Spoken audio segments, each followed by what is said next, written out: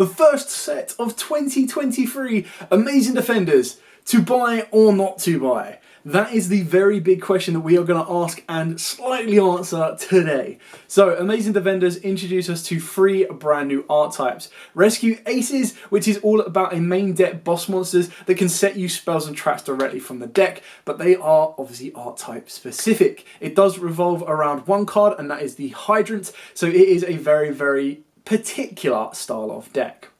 We then get into the Puurrelys. Now the Puurrelys are an XYZ based set that does give you slight familiar feelings towards Zodiacs because they can use different level monsters or different ranks to include to be able to rank up in top. However, they're not going to have the main competitive punch that the Zodiacs did have back in the day. But it's still going to be a sought after card because of the specific style of artworks that you can see.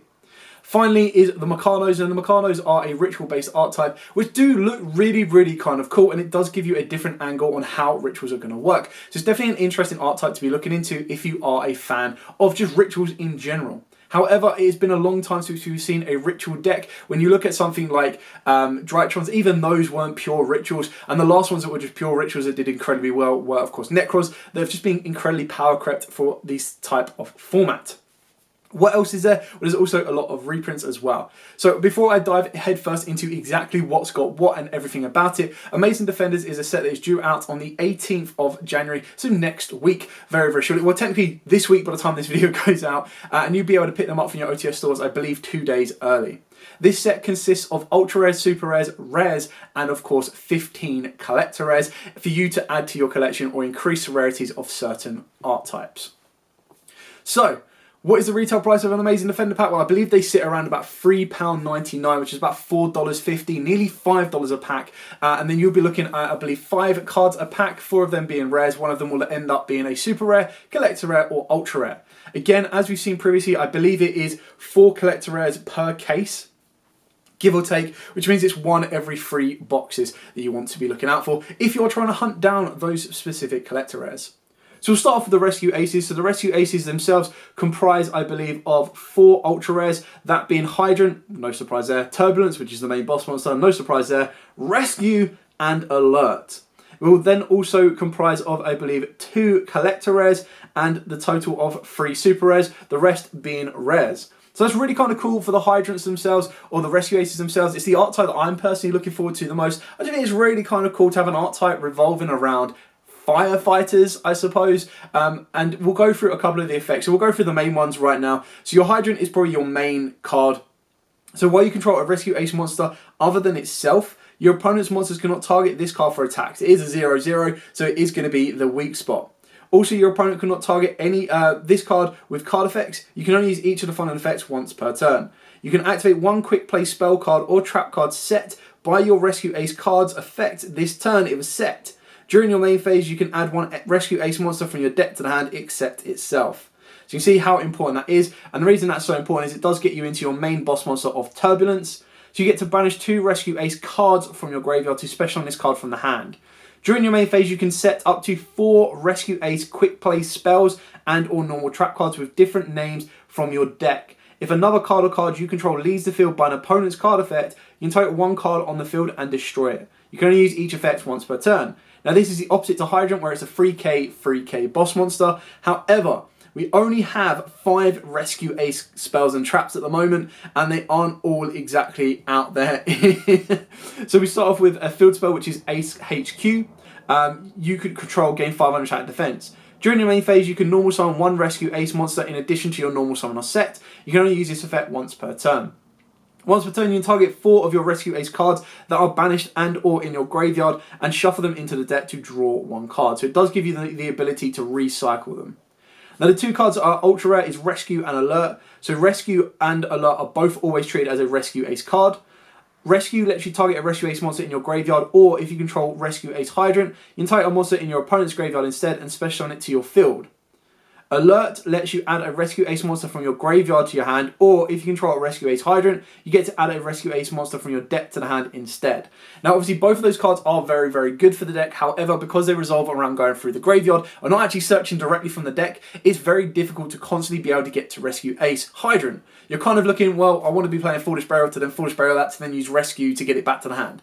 It's a lot of circling around just to get to one core card to keep the deck kind of moving and going through it, but it does give you a couple of options. Moving on to the Puurrelys. So the Puurrelys, of course, the main card that they'll be using, which is just called Puurrely, is a Collector's Rare and Ultra Rare. It also then consists of another 4 Super Rares and, annoyingly, 4 Collector Rares alongside a total of 3 Ultra Rares as well, which is absolutely insane. It does seem that this deck has been given the max rarity push. Moving on to the Mikanos. So with the Mikanos, you do have 2 Collector Rares. I believe there's much more than that. So 2 Collector Rares, which are also Super Rares. You've got 1, 2, 3, 4 Ultra Rares, I believe. So they've got 3 Collector Rares and 3 Ultra Rares. You can kind of see where they are getting a bit of the oof there as well. Moving on to the generic reprints. The reprints, in my opinion, are actually really quite not so amazing in a set like this. So we do have reprints of the main Infernoble Knight monsters that we saw in the first Collector Rare set that we got, which was Toon Chaos. You've got Renard, you've also got Roland, and you've got the Phoenix Gearfried. Now, Phoenix Gearfried is a super, Roland is a rare, and Renard is a super and a Collector's Rare. The other Collector Rares in the set that do not fall within the Puurrelys, the Rescue Aces or the Mikanos, are Card Trooper and Gizmek Orochi alongside 1-for-1. You also have Isolde, 2 Tales of the Noble Knights, which is a Super Rare and Collector's Rare. So that's a nice little rarity bump, but then when you look at the other rarities, you've got Saravas, Peri-Rizzi Map, Machine Duplication, Preparation of Rites, Reinforcement of the Army. Now, Reinforcement of the Army has already had a Collector's Rare.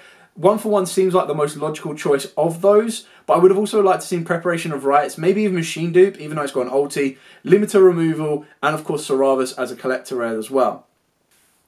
I do not feel that this set has any kind of core reprints that make me want to run out and get them. Like when you look at the previous set, which I believe was Tactical Masters, you ended up getting Runics, which was very meta relevant at the point, alongside Labyrinths, which have now increased in popularity, and both of those ended up getting some very cool reprints. When you look at stuff like Anti-Spell Fragrance, which was a rare and a collector's rare, Drone Lockbird, and even Cosmic Cyclone, all of those had rares and collector rare versions, so it made them easily more accessible for those that wanted to get hold of them, which was very good in that current meta state, but then it also made it for those collectors that wanted to upgrade, they could get them as well. So I feel that the choices for collector's rares of this set is very, very damaging. They're not that great. Yes, 1-for-1 is great, but it's a one-off. And then you look at something like Isolde, the 2 Tales, the people that are going to be targeting that will be Noble Knight fans and of course Warrior fans if they are heavy into it. But right now Isolde is not in the meta, so it's not really a card that should be demanding huge amounts of value. When you do look over the rest of the set, I do feel that you could get all of the cores, the Puurrelys, the Mikanos, and even the Rescue Aces, a full core, which is about 3 of each, from something like Tier 0 games, for about £50 a core, if not a little bit more, a little bit less. When you're looking at the collector rares, again, none of these stand out to me that say, oh, these are going to gain huge value over time. So it's one of these sets that unless you are designated, interested in the cards themselves, the Mikanos, the Rescue Aces like myself, or even the Puurrelys, it's not really worth diving into a box. Even then, unless you're interested in more than one of the archetypes, you're probably better off trying to get singles because the prices of boxes right now is very, very damaging. And you've got Photon Hypernova just around the corner, which is obviously a much more appealing and meta-relevant set. It does still remain to be seen what support the Rescue Aces, the Mikanos, and of course the Puurrelys will get in the future. We know they've already got single cards considered for Photon Hypernova and the Cybernetic one after that, but it depends on where it starts to develop. I can't see at this moment in time any of those decks being used as meta contenders. If anything, they're probably going to be like Tier 3 or Rogue decks at best, but there are going to be little points and little specific cards in each of the archetypes that might float over. For example, I believe that one of the Puurrelys, the rank 7, is actually being considered for Kashtira's, which is obviously going to be the next Tier 0 deck that we expect to be hitting the TCG once Photon Hypernova drops.